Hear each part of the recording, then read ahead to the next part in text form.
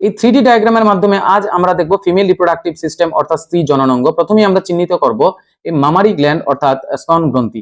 এবার দুপায়ের মাঝখান দিয়ে যদি আমরা একবার একটু জুম করে দেখে নেব, জুম করার পর আমরা যে অংশটা দেখতে পাচ্ছি এটাকে বলা হয় ভালভা। ভালভার মধ্যে যে একটা গ্রিন কালারের অংশ দেখা যাচ্ছে যেটাকে বলা হয় ইউরেথ্রাল ওপেনিং বা মূত্র নালীর একটা খোলা অংশ, যেটা থেকে ইউরিন পাস হয়, আর এটাকে বলা হয় ইউরিনারি ব্লাডার বা মূত্রথলি। আর এই ভালভার মধ্যে যে এইটা দেখা যাচ্ছে এই গ্রিন অংশটা, এটাকে বলা হচ্ছে ভেস্টিবিউল আর এটা হচ্ছে ভেস্টিবিউল এল।